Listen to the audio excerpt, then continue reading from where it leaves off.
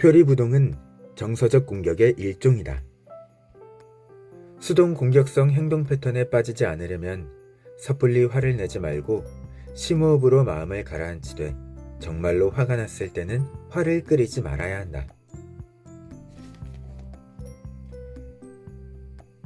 몇 해 전 아시아권에서 흥행 돌풍을 일으킨 타이완표 청춘 로맨스 영화가 있었다. 1990년대 학창시절을 보낸 남녀 주인공의 풋풋한 사랑 이야기에 카세트 테이프며 5대5 가르마, 유덕화 등 복고무드를 버무려 관객의 아날로그 감성을 한껏 자극했던 영화. 바로 나의 소녀시대다. 이 영화는 아무 일 없어 라는 말은 나 무슨 일 있어 라는 뜻이고 상관없어 라는 말은 상관 있어 라는 뜻이야 라는 명대사까지 남겼다. 영화 속 여주인공은 여자의 마음에 관해 이야기하면서 이런 명대사를 읊었지만 사실 이렇게 말과 속마음이 다른 경우는 남녀 모두에게서 찾아볼 수 있다. 때로는 상대에게 자신의 불만이나 미움을 표출하는 방법으로 일부러 이런 마음에 없는 소리를 하기도 하는데 이처럼 다분히 고의적이며 공격성을 띤 표리부동함을 일컬어 수동 공격성, 패시브 어그레션이라고 한다. 사실 수동 공격성은 애초에 남성에게만 사용되던 단어였다. 제2차 세계대전 당시 전쟁에 반대해서 혹은 다른 이유로 상관의 명령에 불복종하고 싶지만 그렇다고 공개적으로 거부하지도 못했던 일부 병사가 일부러 비능률적인 모습을 보이거나 시간을 끄는 방법으로 남몰래 지시를 거스르는 일이 있었다. 당시 미 육군 수뇌부는 이를 군대의 압력에 대한 병사들의 반응이라 생각했다. 그리고 훗날 심리학자들은 이러한 현상을 일반인들에게 원용해 생각이나 감정을 솔직하게 표현하지 못하고 대인관계에서 수동 공격적인 행동 패턴을 나타내는 일종의 성격장애로 정의했다. 반세기가 지나 1990년대에 접어들어서 그러니까 린전신, 나의 소녀시대 여주인공이 고등학교에 다니던 시절이 돼서야 더 이상 수동 공격성을 성격장애로 분리하지 않게 된 셈이다. 왜냐?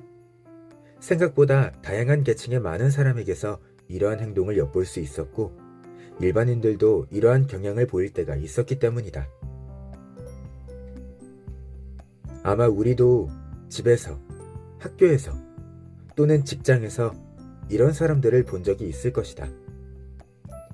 우리의 요청에 알겠다라고 대답해놓고 전혀 행동에 옮기지 않는 사람. 우리를 대할 때 친절과 무시를 오가는 사람. 비아냥다는 말을 해놓고 우리가 진짜로 화를 내면 농담이었다면서 발뺌하는 사람. 고의인 듯 아닌 듯 중요한 일을 까먹는 사람. 물론 이런 사람들 중에는 단순히 건망증이 심하거나 변덕이 죽을 듯한 이가 있을지도 모른다. 그러나 이들이 우리에게 소극적인 공격을 가하고 있다는 가능성 또한 배제할 수 없다. 그렇다면 이러한 성격적 특징은 어떻게 형성되는 걸까? 미운 사람에게도 불쌍한 구석이 있게 마련이라는 옛말처럼 사람이 수동 공격성을 가지게 되는 이유는 보통 그의 성장 배경과 연관이 있다. 어린 시절 부모에게 자신의 의견을 피력했다가 혹은 부모의 뜻을 거슬렀다가 심한 벌을 받은 적이 있다면 당시에 안 좋았던 기억이 미래의 대인관계에까지 영향을 미쳐 소심한 사람이 될 수 있다는 뜻이다. 우리가 흔히 가정을 1차적 사회화 기관이라고 말하는 이유는 여기에 있다. 제대로 된 소통을 할 줄 몰라 그저 울며 보채기만 하는 어린 시절엔 울며 보채는 것이 곧 부정적인 감정을 표현하는 방식이다. 그런데 어떤 부모들은 아이의 칭얼거림을 용납하지 않으며 아이에게 어른스러워지기를 요구하기도 하는데 사실 이는 아이의 분노 표출을 제한하는 행동이다. 물론 이 경우 대부분의 아이는 부모에게 환심을 사고자 그들의 요구를 따른다. 문제는 이러한 상황이 계속 반복되다 보면 억눌려 있던 부정적인 감정이 다른 방식으로 분출된다는 사실이다. 그리고 때로는 부모들이 옳다고 믿는 생각들이 오히려 아이에게 안 좋은 영향을 끼치기도 한다. 예를 들어 아이가 다른 이와의 경쟁에서 졌을 때 서러워하는 아이에게 부모가 승패는 중요하지 않다 라고 말하는 경우가 그렇다. 이는 본래 매우 긍정적인 사고지만 그저 아이가 성숙하게 승패를 대하길 바라며 마음속 불만을 표출할 기회를 주지 않는다면 결국 억눌려 있던 감정이 수동 공격성으로 변할 수밖에 없다. 혹은 통제 욕구가 강한 부모나 권위적인 부모, 아이를 너무나 사랑하지만 아이의 진정한 욕구는 신경 쓰지 않는 부모 등이 모두 수동 공격성을 가진 아이를 만들 수 있다. 과거 타이완에 모든 사람의 마음에는 경총이 있다 라는 말이 있었는데 수동 공격성을 가진 사람의 마음이 바로 이렇다. 참고로 여기서 경총은 경비총사령부의 줄임말이다. 그들은 공개적으로 자신의 생각이나 의견, 호불호를 표현하려고만 하면 저도 모르게 두려움을 느낀다. 마치 비밀 경찰이 그들의 머릿속에서 그렇게 생각하면 안 되지, 그렇게 말하고 그렇게 행동하는 건 더더욱 금물이야 라며 단속이라도 하듯이 말이다. 하지만 그들은 여전히 이렇게 생각하고 이렇게 행동하는 게 뭐 어때서? 라는 마음을 가지고 있고 그렇기에 우회적인 방법으로 자신의 입장을 표현할 수밖에 없는 것이다. 누군가에게 지적을 받으면 자신은 그런 뜻이 아니었다며 부인할 수 있도록 말이다. 나 화 안 났어. 난 아무래도 괜찮아. 문제 없어. 등등. 그들은 입버릇처럼 이렇게 말을 하지만 실은 문제가 아주 많다. 수동 공격성을 가진 사람은 심각한 미루기 환자이기도 하다. 왜냐? 그들은 결코 그 일을 하기 싫다는 말을 하진 않지만 결국 다른 사람들이 못 견뎌하며 대신 팔을 걷어붙일 때까지 일을 미루고 또 미뤄 결국 하고 싶지 않았던 그 일을 피해가기 때문이다. 아마 학교에서 조별과제를 하다 다들 한 번쯤은 이런 사람들을 만나봤을 것이다. 처음에는 굉장히 협조적인 모습을 보이지만 얼마 못 가 이런저런 핑계를 대며 모임에 빠지기 일쑤이고 심지어 PPT 작업에도 참여하지 않아 다른 팀원들이 그의 목까지 떠안아야 하며 발표 때는 지각을 하거나 갑자기 아프거나 하는 사람 말이다. 우리는 이들을 나태하고 믿음직스럽지 못한 사람이라고 말할지 모르지만 실은 그들에게 소극적인 공격을 당한 것인지도 모를 일이다. 실시간으로 메시지를 주고받을 수 있는 인스턴트 메신저가 발달한 요즘은 메시지에 사용하는 단어나 어휘, 문장 부호, 심지어 이모티콘 속에서도 수동 공격성을 드러낼 수 있다.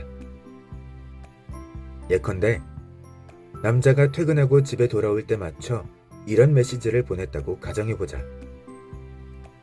자기야, 집에 오는 길에 무가당 요거트 좀 사다 줄 수 있을까? 이에 그가 그래? 라고 느낌표를 붙여 단문을 보냈다면 이는 아무 문제가 없다. 그러나 그가 그래 라며 말줄임표를 붙였다면 얘기가 달라진다. 똑같이 그래라는 대답이라도 뒤에 느낌표를 붙이느냐 말줄임표를 붙이느냐에 따라 뉘앙스에 큰 차이가 있다. 비록 둘 다 알겠다는 뜻이지만 후자의 경우 마지못함이 내포되어 있기 때문이다. 이렇게 되면 결론적으로 남자가 요거트를 사다 주느냐 마느냐는 더 이상 중요한 문제가 아니게 된다. 그보다도 여자가 남자의 마음에 문제가 있음을 알아차리게 된다는 사실이 중요하기 때문이다. 이때 여자도 수동적이고 소극적인 성격이라면 앞으로 더 이상 남자에게 요거트를 사달라는 부탁은 하지 않을 것이다. 하지만 그에게 내가 요거트 사러 갈 테니까 집에 오면 알아서 저녁밥 데워 먹어 라는 단문을 보낸다면, 그러고는 무표정을 나타내는 이모티콘을 덧붙여 남자와 똑같이 언짢음을 표현한다면 이는 하나의 악순환이 될 가능성이 크다. 물론 연인 사이에 이런 악순환이 생기면 좋을 것이 하나 없다.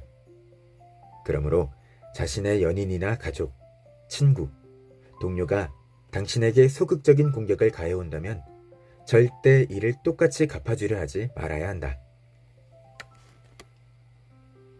그렇다면 우리는 수동공격성을 띤 사람들을 어떻게 대해야 할까? 어쩌면 똑같이 상대를 공격하는 것이 가장 직접적인 방법일 수 있다. 하지만 그랬다간 괜한 사람을 잡을 수도 있다. 상대를 대할 때 가장 먼저 선행되어야 하지만 가장 어렵기도 한 것이 바로 수동공격성을 띤 행동을 분별해내는 일이기 때문이다. 앞서 언급한 예시들이 모두 수동공격성을 띤 행동에 해당할 수도 그렇지 않을 수도 있다는 얘기다. 그런 의미에서 우리는 반드시 혐의자의 동기 또는 욕구를 찾아내야 한다. 일반적으로 수동적이거나 소극적인 사람은 자신의 욕구보다 다른 사람의 욕구를 우위에 두지만 수동공격성을 지닌 사람은 이와 정반대다. 그들은 자신의 욕구가 더 중요하다고 생각한다. 그러나 이를 대놓고 표현하지 않고 우회적인 방식으로 목적을 달성하고 심지어 다른 사람을 조종하기도 한다. 그러므로 수동공격성이 의심되는 행동의 빈도를 계산해 그들의 동기를 파악할 필요가 있다.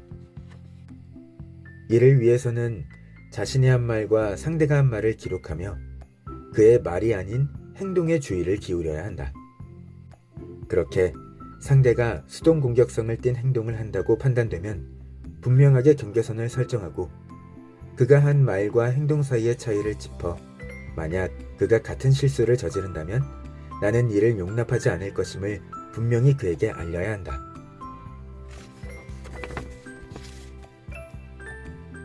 그 자리에 다른 사람이 함께 있다면 제3자를 앞에 둔 상태에서 그에게 물어라. 너 무슨 생각해? 무슨 불만이 있는 거 아냐? 필요하다면 그런 행동에 대한 경고를 해도 좋다. 지금 당장은 이득을 보는 것 같겠지만 결국 더 큰 대가를 치르게 될 거라는 사실을 말이다. 마지막으로 가장 중요한 한 가지는 섣불리 화를 내지 말아야 한다는 것이다. 수동 공격을 받으면 얼마나 화가 나는지는 나도 잘 안다. 그들은 절대 자기 잘못을 인정하지 않을 뿐더러 가끔은 오히려 자신이 피해자인 척하니 어찌 화가 나지 않겠는가. 하지만 그들에게 화를 내봐야 아무 소용이 없다. 그러니 누군가에게 수동 공격을 받았다면 심호흡으로 마음을 가라앉혀라. 무엇보다 중요한 점은 정말 화가 날지라도 화를 끓여서는 안 된다는 것이다. 그렇게 되면 스스로 수동공격성 행동 패턴에 빠질 수도 있다. 수동공격성을 띤 행동을 분별할 수 있게 되었다면 우리도 행여 남에게 수동공격을 가하고 있지는 않은지 우리 자신을 되돌아볼 차례다. 항상 자신의 욕구를 억누르고 있다면 조심해야 한다.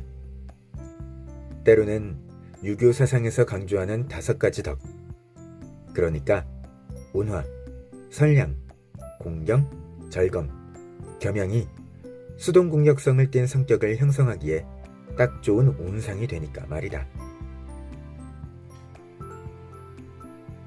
매일 3분 습관. 수동공격성 행동 패턴에 빠지지 않는 방법. 스텝 1. 수동공격성이 의심되는 행동의 빈도를 계산해 본다. 스텝 2. 자신이 한 말과 상대가 한 말을 기록하며 그의 말이 아닌 행동에 주의를 기울인다. 스텝 3. 마음의 경계선을 명확하게 설정한다. 스텝 4. 섣불리 화를 내지 말고 심호흡으로 마음을 가라앉힌다. 정말 화가 날지라도 수동 공격성 행동 패턴에 빠지지 않으려면 절대 화를 끓이지 않도록 한다.